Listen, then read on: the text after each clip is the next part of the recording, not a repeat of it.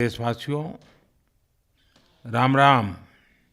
जीवन के कुछ क्षण ईश्वरीय आशीर्वाद की वजह से ही यथार्थ में बदलते हैं।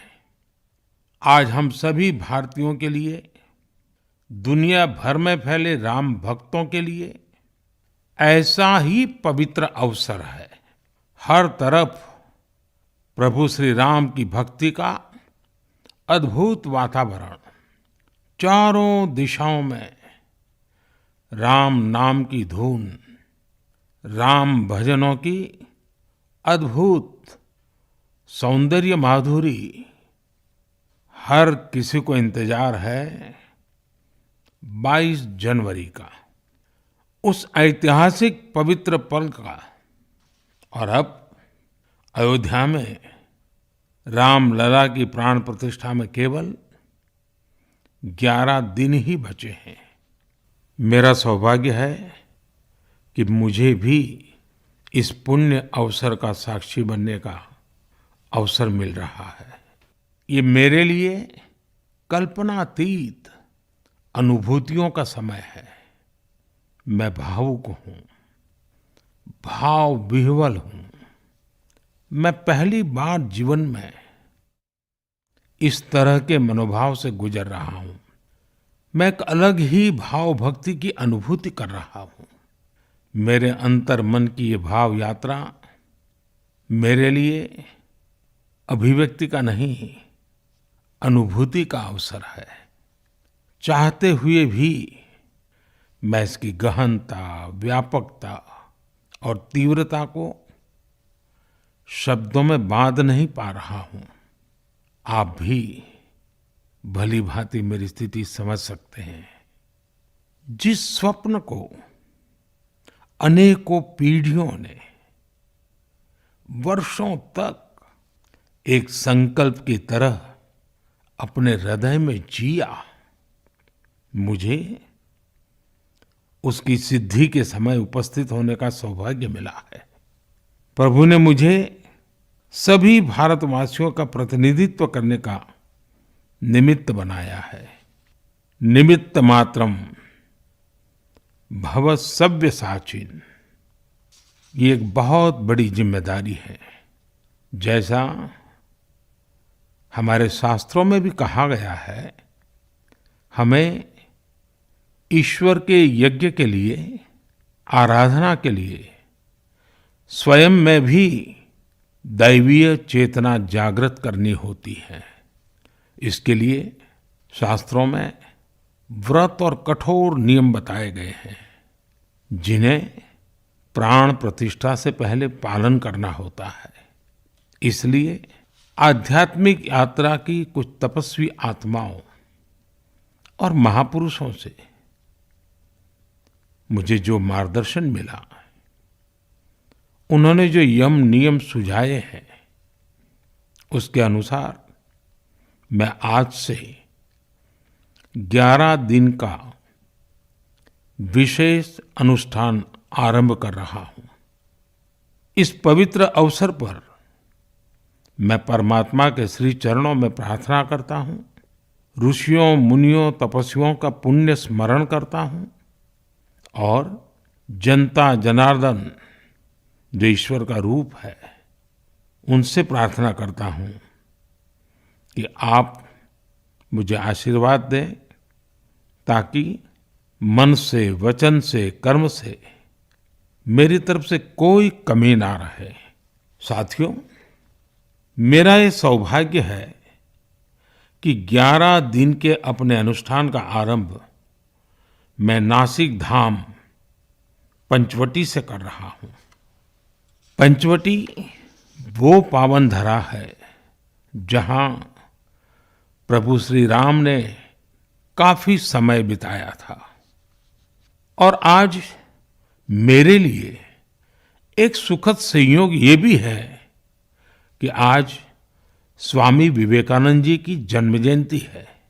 ये स्वामी विवेकानंद जी ही तो थे जिन्होंने हजारों वर्षों से आक्रांतित भारत की आत्मा को झकझोरा था। आज वही आत्मविश्वास, भव्य राम मंदिर के रूप में हमारी पहचान बनकर सबके सामने है। और सोने पर सुहागा देखिए, आज माता जीजाबाई जी की जन्म जयंती है। माता जीजाबाई जिन्होंने छत्रपति शिवाजी महाराज के रूप में एक महामानव को जन्म दिया था। आज हम अपने भारत को जिस अक्षुण्ण रूप में देख रहे हैं, इसमें माता जीजाबाई जी का बहुत बड़ा योगदान है। और साथियों, जब मैं माता जीजाबाई का पुण्य स्मरण कर रहा हूँ तो सहज रूप से मुझे अपनी माँ की याद आना बहुत स्वाभाविक है। मेरी माँ जीवन के अंत तक माला जपते हुए सीताराम का ही नाम भजा करती थी। साथियों, प्राण प्रतिष्ठा की मंगल घड़ी, चराचर सृष्टि का वो चैतन्य पल, आध्यात्मिक अनुभूति का वो अवसर, गर्भगृह में उस पल क्या कुछ नहीं होगा। साथियों, शरीर के रूप में तो मैं उस पवित्र पल का साक्षी बनूंगा ही, लेकिन मेरे मन में, मेरे हृदय के हर स्पंदन में 140 करोड़ भारतीय मेरे साथ होंगे। आप मेरे साथ होंगे, हर राम भक्त मेरे साथ होगा और वो चैतन्य पल हम सबकी साझी अनुभूति होगी। मैं अपने साथ राम मंदिर के लिए अपने जीवन को समर्पित करने वाले अनगिनत व्यक्तित्वों की प्रेरणा लेकर जाऊंगा। त्याग तपस्या की वो मूर्तियां, 500 साल का धैर्य, दीर्घ धैर्य का वो काल, अनगिनत त्याग और तपस्या की घटनाएं, दानियों की, बलिदानियों की गाथाएं, कितने ही लोग हैं जिनके नाम तक कोई नहीं जानता, लेकिन जिनके जीवन का एकमात्र ध्येय रहा है भव्य राम मंदिर का निर्माण। ऐसे असंख्य लोगों की स्मृतियां मेरे साथ होगी। जब 140 करोड़ देशवासी उस पल में मन से मेरे साथ जुड़ जाएंगे और जब मैं आपकी ऊर्जा को साथ लेकर गर्भगृह में प्रवेश करूंगा तो मुझे भी एहसास होगा कि मैं अकेला नहीं, आप सब भी मेरे साथ हैं। साथियों, ये 11 दिन व्यक्तिगत रूप से मेरे यम नियम तो है ही, लेकिन मेरे भाव विश्व में आप सब समाहित है। मेरी प्रार्थना है कि आप भी मन से मेरे साथ जुड़े रहें। रामलला के चरणों में मैं आपके भावों को भी उसी भाव से अर्पित करूंगा जो भाव मेरे भीतर उमड़ रहे हैं। साथियों, हम सब इस सत्य को जानते हैं कि ईश्वर निराकार है, लेकिन ईश्वर साकार रूप में भी हमारी आध्यात्मिक यात्रा को बल देते हैं। जनता जनार्दन में ईश्वर का रूप होता है, ये मैंने साक्षात देखा है, महसूस किया है।